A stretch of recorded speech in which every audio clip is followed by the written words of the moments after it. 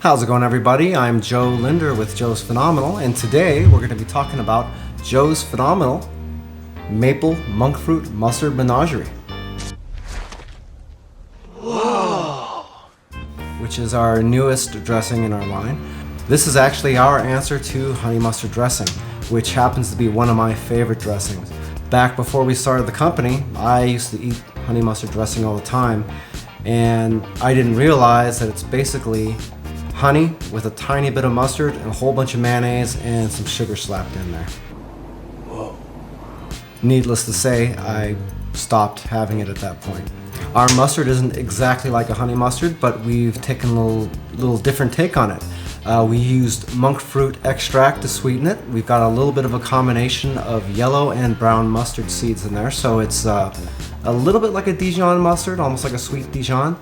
And we've taken some actual genuine maple syrup and thrown that in there to give it a little bit more sweetness. What you think this is? Some sort of a game? Now, as a result, the monk fruit mustard dressing does have a little bit more sugar in it than all of our other salad dressings. But that only comes out to 3 grams of sugar per 2 tablespoons, which is basically nothing. As a whole, the dressing has got 15 calories per 2 tablespoons, which means that's 240 calories in the entire bottle. And without the sugar, there really is nothing else in this dressing at all, except maybe a little bit of sodium. All of Joe's Phenomenal's dressings work great as salad dressings, obviously, but they're also really good as marinades for different types of meat, and our tomato dressing actually is a really good soup base. One of the things about our mustard dressings, it makes a really great dip for chicken wings and fingers both. You gotta try this. That's so good. That's not right.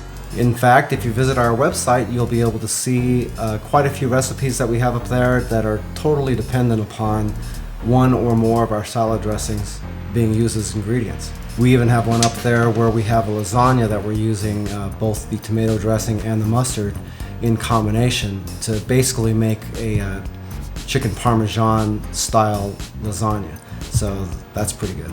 If you look down in the comment area of the video here, we've got all the nutritional information about this dressing, links to the website, and any other pertinent information you might need as well. While you're checking that out, we'd appreciate a like, and if you've got any questions or concerns or just want to say hi, we'd appreciate a comment, and we will get back to you ASAP. So once again, I'd like to thank you for joining us, and we hope you have a phenomenal day.